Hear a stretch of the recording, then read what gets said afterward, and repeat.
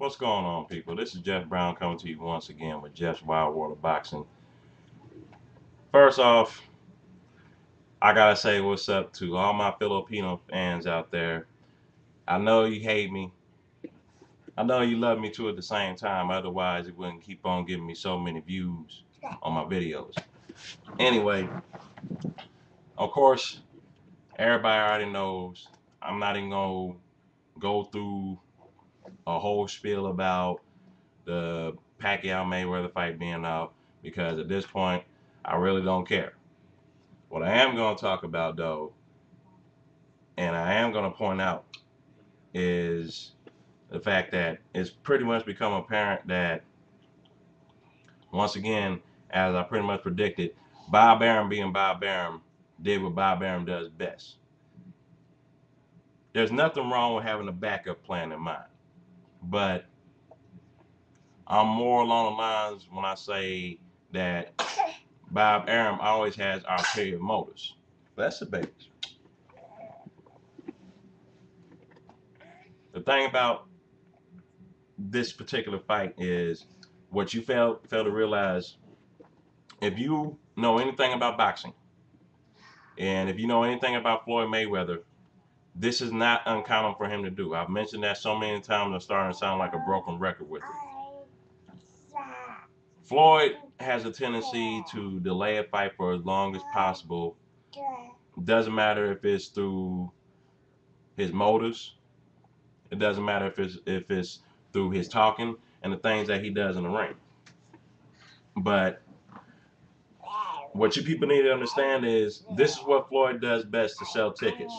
This makes the fight and makes us as fans salivate even more to get this thing on.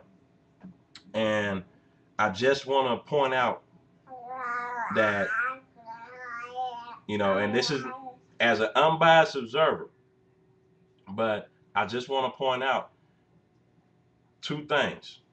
One, Floyd Mayweather Sr.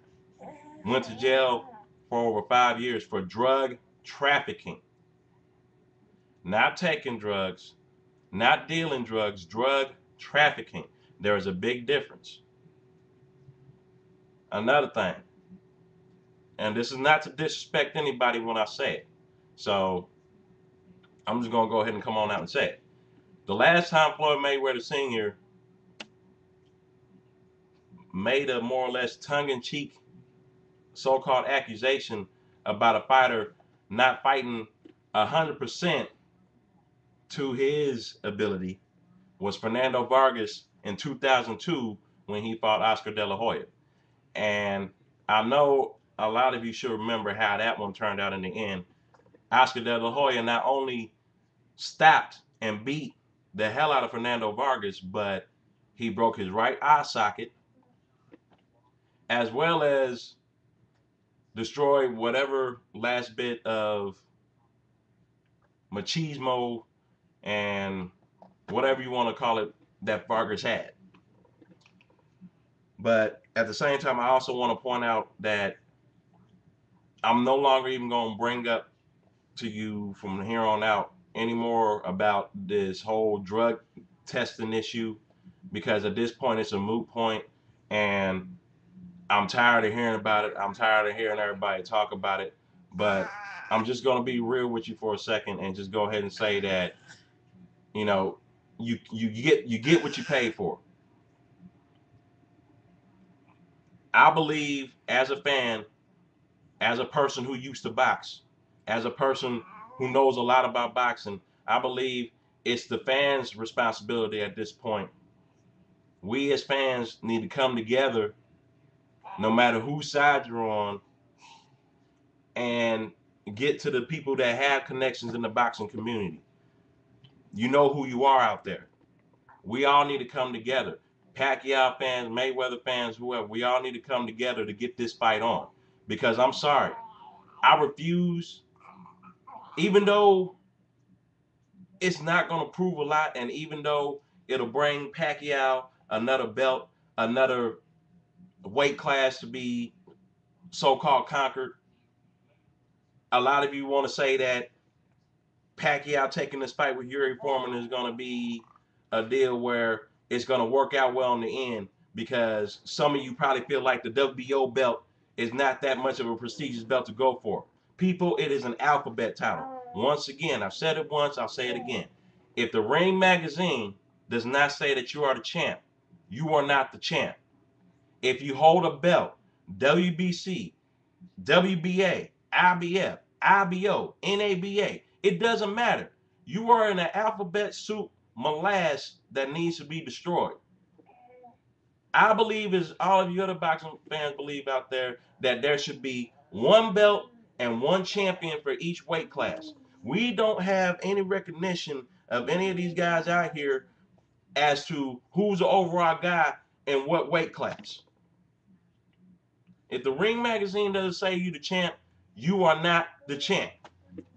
And as far as I'm concerned, Yuri Foreman is an up-and-coming contender that's just got a name for himself, who just so happens to hold one of the many alphabet organizations' belts.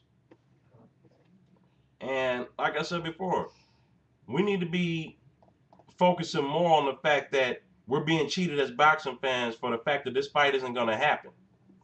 Not right now, anyway. We need to be trying to get this fight on. Because I guess what I'm trying to say is, I'm not trying to wait till the fall to see this thing happen. We as boxing fans need to come out and say that we're tired of this crap, and get to those in the boxing community that, you know what I'm saying, know what people want to see. Because I get so tired of people saying, well, MMA gets all the best fights. They put on the better shows. They do this, they do that. Y'all should be tired of hearing it by now too. This is what y'all fail to realize. This is the fight that I believe will put boxing back on the map, back into the mainstream where it belongs. Don't y'all remember the days of watching boxing on network TV?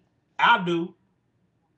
You know what I'm saying? Aren't y'all tired of turning on ESPN2 Friday night fights and seeing maybe a good fighter who used to be good at one time, a former belt holder or somebody like that, or somebody having some kind of homecoming fight, you know, or something like that, or whatever the case was.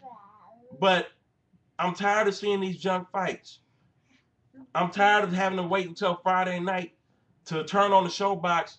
And don't get me wrong, Showbox is a good show for good up-and-coming prospects. No disrespect to anybody that fights on that show. But every now and then, they have junk fights too. Network TV back in the day used to have real fights with really good fighters, no matter who they were, where they came from, and it was the real deal. There wasn't no junk fights. I'm just, you know, this may sound like a rant and rave to a lot of people, and it probably is, but that's just how I feel about this situation. As a whole, I'm done with it. I'm completely done with it. I called this so long ago, it's not even funny. I didn't, and I'm kicking myself now because I didn't put it on YouTube. And I'm sure there were a lot of you out there who know boxing like myself. I'm not gonna mention no names. You know who you are, who said the same thing and knew that this fight wasn't gonna happen right away. But it's okay, because Floyd is gonna possibly fight Paulo Malignaggi.